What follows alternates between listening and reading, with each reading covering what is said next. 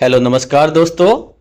एक बार फिर से आपका स्वागत है मेरे YouTube channel SM education point पर। वीडियो शुरू करने से पहले यदि अभी तक आपने मेरा चैनल सब्सक्राइब नहीं किया है तो तुरंत सब्सक्राइब कीजिए ताकि परीक्षा की दृष्टि से महत्वपूर्ण जो भी प्रश्न उत्तर है वो आप तक तुरंत पहुंचे। तो चलो शुरू करते हैं हम आज का अपना वीडियो।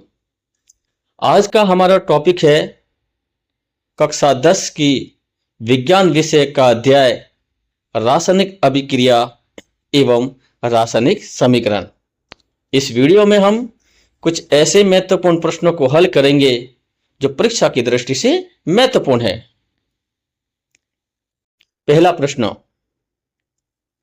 रासायनिक अभिक्रिया किसे कहते हैं? उदाहरण सहित समझाइए। तो इस प्रश्न का उत्तर इस प्रकार से होगा, जब एक या एक से अधिक पदार्थ आपस में अभिक्रिया करके नए गुणों वाले एक या अधिक नए पदार्थ बनाते हैं तो उसे रासायनिक अभिक्रिया कहते हैं। इस अभिक्रिया का जो उदाहरण है वो दिया गया है कि मैग्नीशियम रिबन को है जब हम वायु में जलाएंगे तो मैग्नीशियम ऑक्साइड का निर्माण होता है। इस प्रकार से ये बनता है। अगला प्रश्न, रासायनिक समीकरण किसे कहते हैं? उदाहरण सहित समझाइए। तो इस प्रश्न का उत्तर होगा, किसी रासायनिक अभिक्रिया को रासायनिक सूत्रों और संकेतों द्वारा संक्षिप्त रूप में प्रदर्शित करने को रासायनिक समीकरण कहते हैं। इस अभिक्रिया का उदाहरण दिया गया है, हाइड्रोजन और ऑक्सीजन आपस में मिलकर जल का निर्माण करते हैं। अगला प्रश्न, रासायनिक समीकरण को संतुलित क्यों करते हैं? उदाहरण सहित समझाइए। तो इस प्रश्न का उत्तर है, रासायनिक समीकरण को द्रव्यमान संरक्षण के नियम का पालन कराने के लिए संतुलित किया जाता है। संतुलित समीकरण में अभिकारकों और उत्पादों के प्रत्येक तत्व के परमाणुओं की संख्या समान होती है। इसका जो उदाहरण दिया गया है, एक अभिक्रिया दी गई है जो कि असंतुलित है, जिसमें जल और ऑक्सीजन आपस में मिलकर जल का निर्माण करते हैं और नीचे इसको संतुलित करके बताया गया है। अगला प्रश्न, संयोजन अभिक्रिया किसे कहते हैं? उदाहरण सहित समझाइए। तो इस प्रश्न का उत्तर होगा, जिस अभिक्रिया में दो या दो से अधिक पदार्थ मिलकर एक नया पदार्थ बनाते हैं उसे संयोजन अभिक्रिया कहते हैं। इसका जो उदाहरण दिया गया है वो है, कैल्शियम ऑक्साइड और जल आपस में मिलकर कैल्शियम हाइड्रोक्साइड का निर्माण करते हैं। यह एक प्रकार की संयोजन अभिक्रिया का उदाहरण है।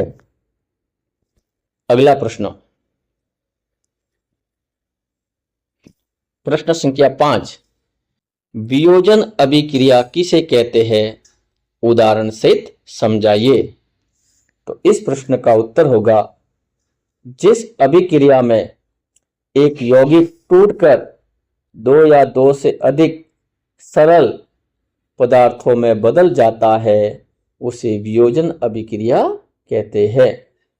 इस अभिक्रिया का उदाहरण है कि जब कैल्शियम कार्बोनेट को हम गर्म करेंगे तो वह कैल्शियम ऑक्साइड और CO2 में टूट जाता है, अर्थात यह वियोजित हो जाता है।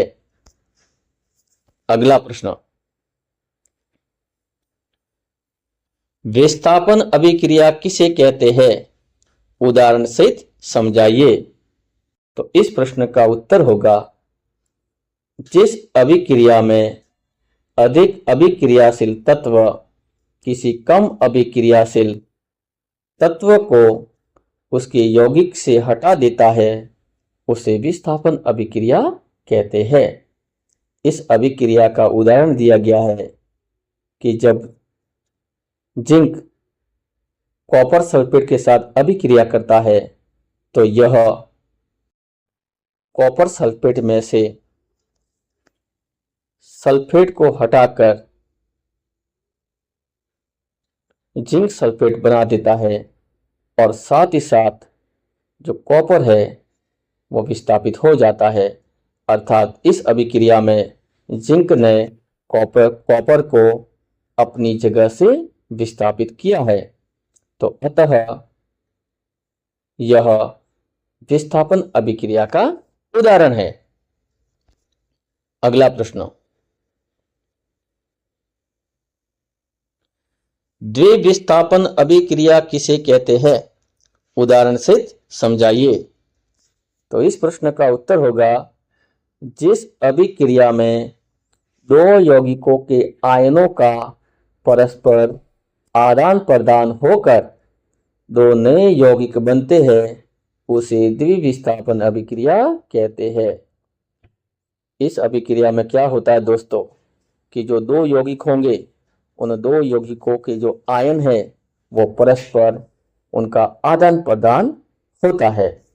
जैसे उदाहरण दिया गया है, बेरियम क्लोराइड और सोडियम सल्फेट, ये जब आपस में क्रिया करते हैं तो बेरियम सल्फेट बनता है और सोडियम क्लोराइड बनता है। इस अभिक्रिया में जो दो आयन हैं वो एक दूसरे को विस्थापित कर देते हैं। अतः यह एक द्विविस्थापन अभिक्रिया का उदाहरण है। अगला प्रश्न, प्रश्न संख्या 8, ऑक्सीकरण अभिक्रिया किसे कहते हैं? उदाहरण सहित समझाइए। तो इस प्रश्न का उत्तर है, जिस अभिक्रिया में किसी पदार्थ में ऑक्सीजन का योग या हाइड्रोजन का निष्कासन होता है, उसे ऑक्सीकरण अभिक्रिया कहते हैं। इस अभिक्रिया का उदाहरण दिया गया है कि कॉपर और ऑक्सीजन आपस में मिलकर कॉपर ऑक्साइड का निर्माण करते हैं। क्योंकि इस अभिक्रिया में कॉपर के साथ ऑक्सीजन क्रिया कर रही है, अर्थात ऑक्सीजन जुड़ रही है, अतः यह ऑक्सीकरण अभिक्रिया का उदाहरण है। अगला प्रश्न, अपक्षय अभिक्रिया किसे कहते हैं? उदाहरण से समझाइए। तो इस प्रश्न का उत्तर होगा, जिस अभिक्रिया में किसी पदार्थ से ऑक्सीजन का निष्कासन या हाइड्रोजन का योग होता है, उसे अपक्षय अभिक्रिया कहते हैं। उदाहरण के लिए CuO और जो H2 है वो आपस में क्रिया करते हैं तो कॉपर बन जाता है और जल बनता है। इस अभिक्रिया में दोस्तों जो कॉपर ऑक्साइड है उसमें से ऑक्सीजन का निष्कासन हो रहा है, अतः यह एक प्रकार की अपक्षय अभिक्रिया है। अगला प्रश्न, प्रश्न संख्या 10, रेडॉक्स अभिक्रिया किसे कहते हैं? उदाहरण सहित समझाइए। तो इस प्रश्न का उत्तर होगा, जिस रासायनिक अभिक्रिया में ऑक्सीकरण और अपक्षय दोनों एक साथ होते हैं उसे रेडॉक्स अभिक्रिया कहते हैं। उदाहरण के लिए CuO और H2 आपस में क्रिया करके Cu और H2O बनाते हैं। क्योंकि इस अभिक्रिया में CuO का अपक्षय होता है तथा H2 का ऑक्सीकरण होता है, इसलिए यह रेडॉक्स अभिक्रिया है। तो इसी के साथ आज का हमारा ये जो वीडियो है वो समाप्त होता है दोस्तों। यदि आपको ये वीडियो पसंद आया हो तो लाइक और शेयर जरूर कीजिए, ताकि परीक्षा से संबंधित जो भी महत्वपूर्ण प्रश्न उत्तर है वो ज़्यादा से ज़्यादा लोगों तक पहुंचे। और साथ में ही इस चैनल को भी सब्सक्राइब कीजिए, ताकि आप तक भी तुरंत वो जानकारी पहुंचे जो परीक्षा की दृष्टि से महत्वपूर्ण है। धन्यवाद।